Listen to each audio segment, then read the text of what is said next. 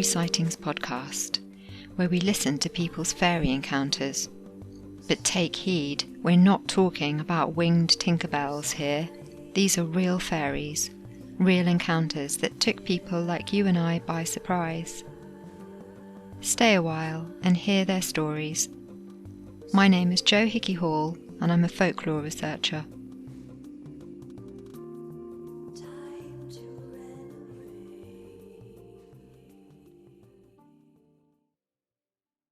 To support the Modern Fairy Sightings Podcast and find extra material, please go to patreon.com/The Modern Fairy Sightings Podcast. Thanks. The Modern Fairy Sightings Podcast hears from people who've had experiences and want to share them in their own words. Whether you're already a believer or full of intrigue, come open-minded and open-hearted, simply listen and make your own mind up. In this episode, I chat with a woman whom it's clear is very close to nature, and, in fact, had learned the technique of culling, an ancient herding call, but she could never have imagined what happened next. You'll notice that I don't name the geographical subject areas in these podcasts, and that's because I feel it's important to protect and respect the person sharing, the environment itself, and the beings that might exist there. I hope you enjoy this offering. I found our discussion a really uplifting experience, and the description of the encounter is so vivid. Also, just a note for the UK listeners, bangs are what we call a fringe. Enjoy the episode.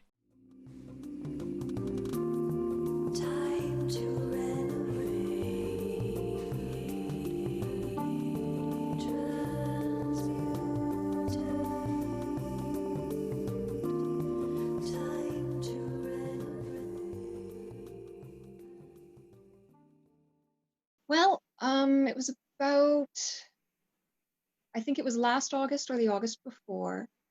My dad had scuba diving, and I love the land out there. It's beautiful. It's so wild and untouched, despite being a camping ground.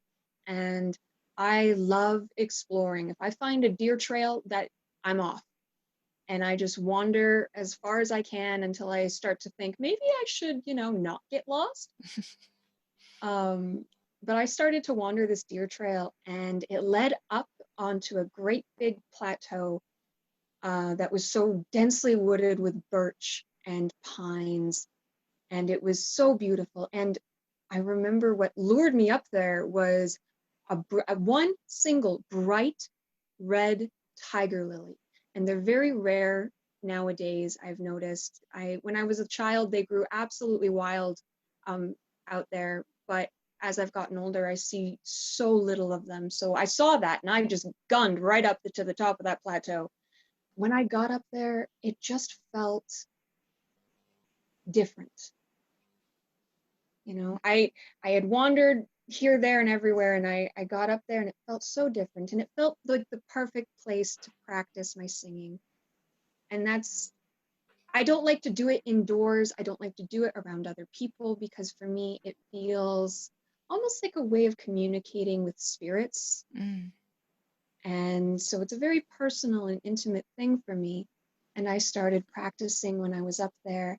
This is the culling.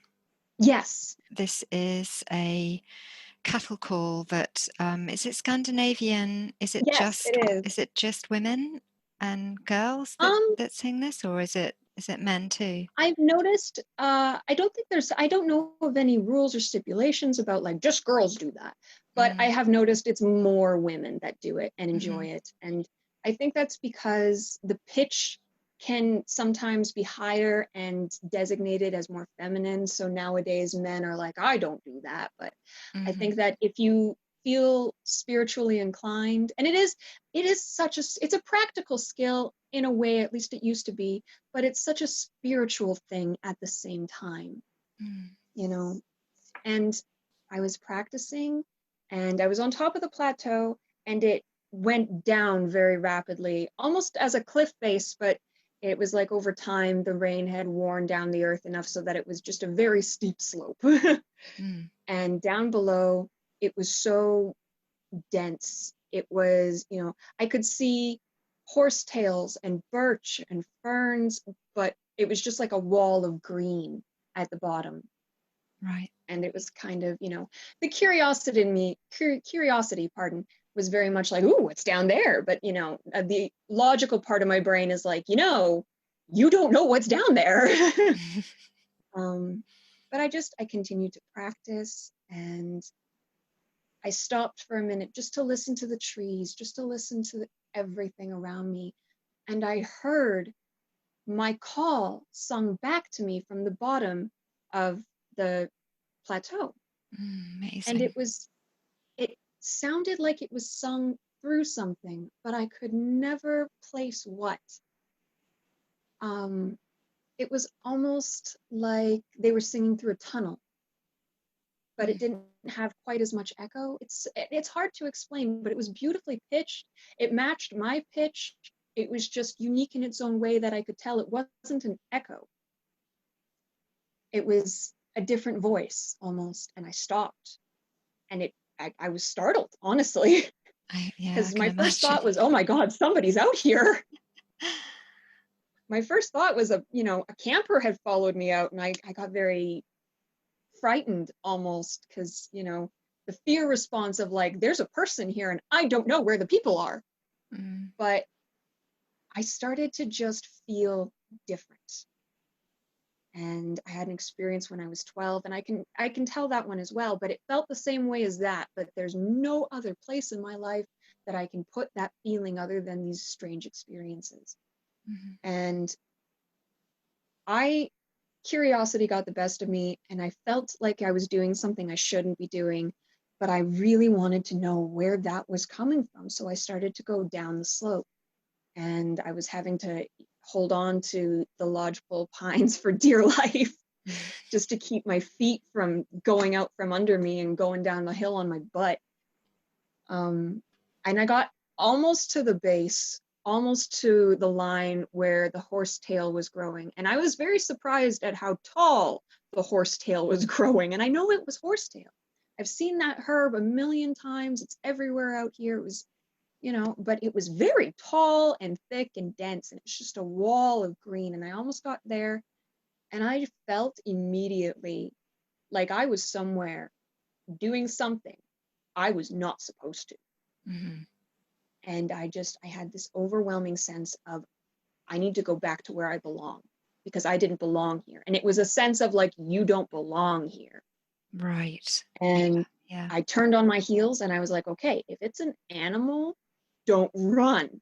Don't give a prey response, because that's very dangerous. And this is a place where bears and cougars do reside. Okay, my goodness. Yeah.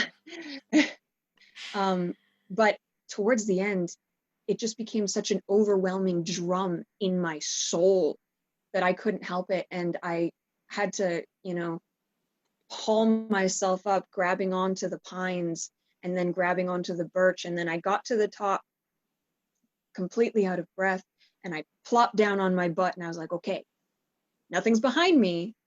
I swear something should have been behind me, but nothing was behind me. And I sat there for a second, just breathing, just waiting to see if I would hear anything or see anything or what was down there. And everything started to feel calm again. And I started to feel like, okay, you're where you're supposed to be now. Everything's okay again. And I stood up, and I was getting ready to turn and continue on down the trail to go further around the lake. And just as I was turning my head to walk away, I saw up the tree, not very far, but I mean, compared to where it was on the ground, because it was further on the slope, a little person. And they looked not like a person, but that's the only way I can describe them. They had almost like a triangular face, very wide mouth with thin lips, very little nose, and these big, round, almondine garnet eyes. There's no other stone I can think of that matches, but they were so alive and so deep and full of depth, and they were this beautiful color, and they had mousy brown hair, and it was in bangs. and the Ah, grass was long, and they had one tiny little hand holding on to the other side of the tree. And I heard a, and just like nothing, they were gone. yeah. And I just kind of had this moment of, I was completely gobsmacked of like, what did I just experience?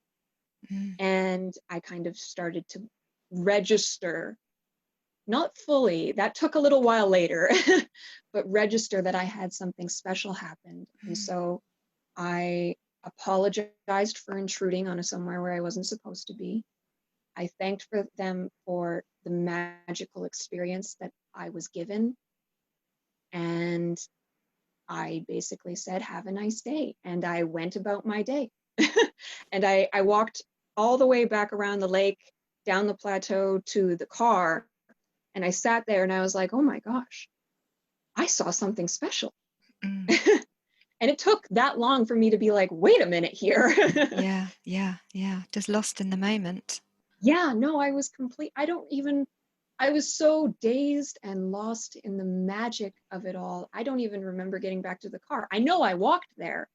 It's not like, oh, I'm back by the car, but I just Mm, remember all of a sudden I was sitting by the car going, what was that? And it was yeah, no yeah. fear about it anymore. It was just the pure natural magic of that moment. Mm. It is just such a beautiful, beautiful encounter. Yes. I still think about it and I get chills at the chance of having that. Mm. Yeah. Did your eyes meet? Yes. Yes. We made It was such a bizarre feeling when I made eye contact with this little being of surprise and innocence and wonder. Both of us were very Mm. much like, wow. Yeah, yeah. I don't think either of us expected that moment. It just happened very organically between us. And I can't explain it, but they felt young. Yeah. They felt older than me, but young. I get that impression even from visualizing it as you're Yeah. telling the story. And I also, the way that they called and then came out to have a peek, it's very childlike, actually, isn't it? It is so It's very, it was almost like curious. the Yeah. gasp was almost like a child being like, oh, I'm not supposed to do this. Mm, You're not supposed to see me. yeah.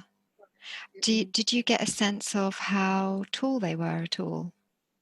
um, because of the size of their face and the size of their hand, I wouldn't put them above 3.5 feet. They were Okay. very small. They were high up the tree, but I could imagine living in a forest eventually. You get good at climbing trees. Ah, so they were at the top, further up the Yes, tree. Right, yeah, actually, they okay. were just a little bit above my head.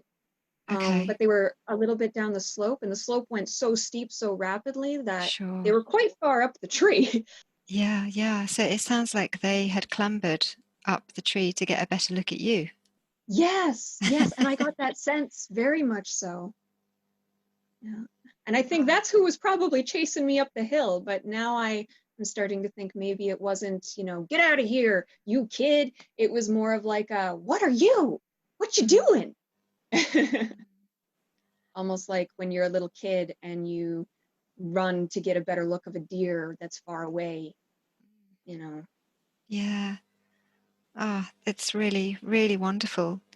Did you have a familiarity with that place? Had you been there before to Oh this yes, place? yes, I've been Okay. there twice before, and it always felt special. And I'd always managed to find some plant, some mushroom that you know, I'd known about, I'd seen before, but it's very rare almost. Mm. Like, or there, one of my favorite mushrooms is called a staghorn mushroom. I don't know if that's like its proper name, but that's what I'd always heard elders call it.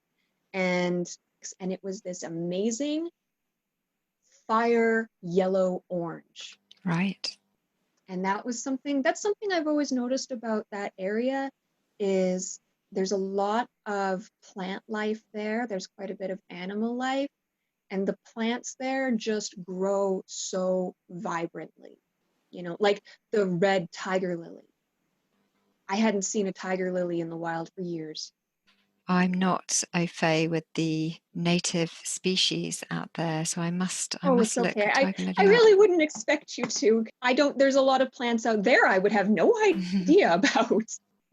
They are my favorite flower, and I've always kind of considered them a sign of wilderness, the beauty and purity and innocence of the wilderness. It does But sound very unspoilt out there. which is funny because you cross the river and it's farmland. It's only been made into a campground in my father's lifetime, and before that, it was largely, people that owned the land were out there from time to time, but it was never. It's still densely forested. It's still very natural and very wild for the area, and it's actually a dead volcano. Ah, Yeah, that got filled up, and that's millions of years interesting. ago, of course. Sure, But yeah. yeah.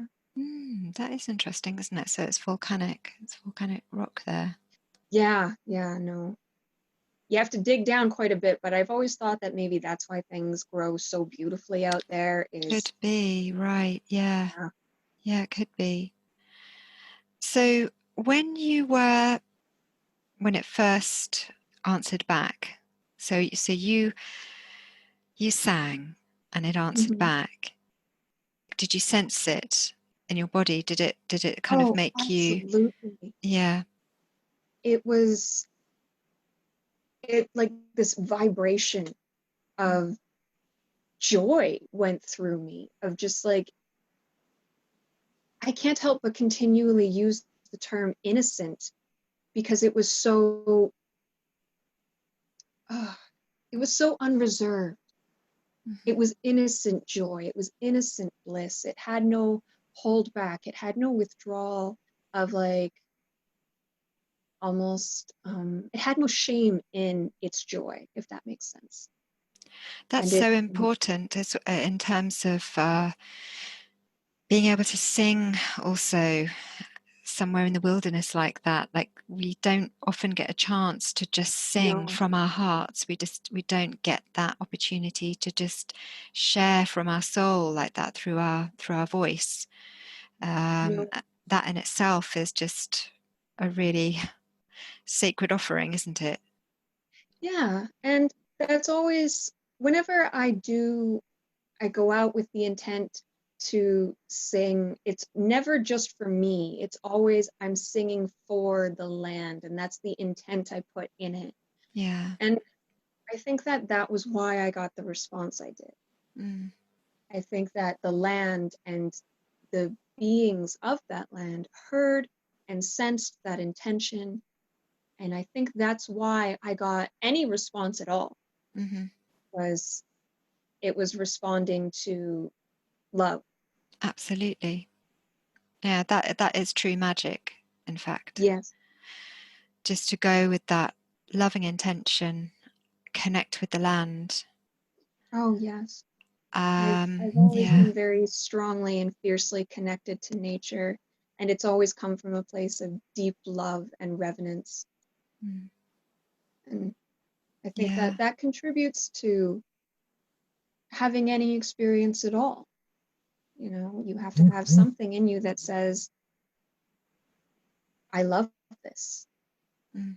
And I mean, of course, excluding negative experiences, but that's not what this was. This was love responding to love. I Mm. feel that very strongly in my heart. Mm. When you were heading further in, you had that moment when it was a kind of, oh, do I go any closer? Did that feel like a kind of fight or flight? Was there a sense I need to get out of here, or did you feel like you were fighting it, or did you feel like you were being drawn in closer? It was a battle of the two in myself, very much so. I felt very called. I felt like there was an incredible magic happening there, down there in that place. But I felt like almost in a sense of I hadn't earned that place yet. And it was the yet sense. It was not, I didn't get a sense of finality. It was more of a sense of, you aren't where you're supposed to be yet to come here. Mm. It was very deep and very powerful. And it was very much like, you weren't invited down here. You weren't asked to be down here. Bugger off. Yeah, because you apologized for intruding. So you Yes. had And I felt felt that. like I had, but at the same time, there was the magic in me wanted the magic that was there. Mm. But there was more complex elements at play there that I don't think I fully still understand. No. How do I you don't feel think I about it now, kind of looking back? Do you think, well, have you visited again, firstly? haven't been able to, unfortunately, but I feel like I was given a profound gift that day to have that experience. I feel like that experience in and of itself was a gift to encourage me to continue being loving and positive. Yeah. Almost. Yeah. It's not like you need to kind of seek it out again. It's that, I think that's the If thing it's with meant to these. happen again, I know in my heart it'll find me Absolutely. just the way it did the first time. Yeah, I think that's it. It's a kind of not seeking, and I think so many people would, they really want to see something like a fairy or a being. And it simply doesn't happen like that. It just happens. It just Yes. happens. You can't And make it happen. it's very much on their terms, I think, but I think Yeah. that there's also a grand element of accident and Yeah. surprise. Because I don't think that little being, I don't think it was fully intentional. I think it was more of a slip in the universe that ended up being a beautiful thing. Because they were very surprised. Yeah. Yeah. Wow.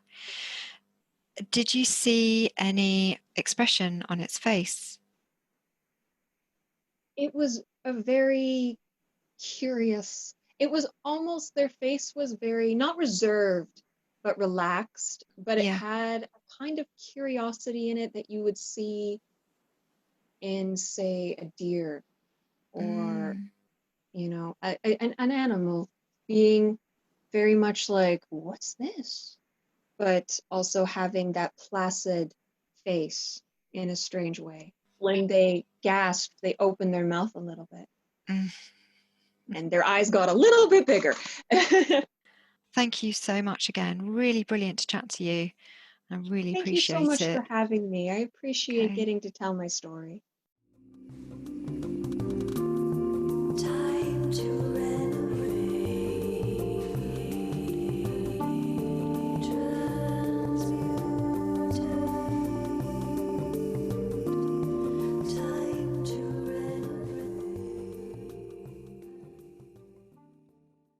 So I can say that for me, anyway, to be able to hear that experience felt very precious, and I can only imagine how it must have felt for our guest. What really came to the fore was her love for the local flora and fauna. It was a place that she was familiar with, yet she regarded its secrets with the utmost respect, and felt her intuition both calling her in and warning her to leave the dense part of woodland. As in podcast 1, she describes the encounter as being much like a wildlife encounter. How far removed are we from these experiences in today's Western society? Well, an evening's walk through any city might bring you into contact with foxes, particularly industrial areas, of course, and you can connect with birds if you're gentle and patient. And I think that's what this encounter teaches us. To honour the wild of any place and commune with it in any way that feels right to you. That might be finding a safe place in your local park where you can meditate. Just sitting on the ground with your hands resting on the earth, listening to the sounds, maybe birds, people, traffic, the wind, sending a sense of yourself from your heart area, your love, down into the earth. And then imagine the earth sending love back up to you. Stay there for as long as you can. It's a really grounding and powerful experience, and this is one way to familiarise yourself with any landscape. It becomes a relationship. On the way home, you may begin to notice the beautiful intricacy of the nature surrounding you, perhaps in a more vivid way than you did previously. If you can, always pick up any litter that you find to aid the wildlife there. This may be somewhere that you'll return to again and again. Our guest tonight mentioned another previous experience which is just as compelling, and we'll return to that in a later episode. But for now, thank you for listening, and I hope you will join me again. Much love, and always remain curious.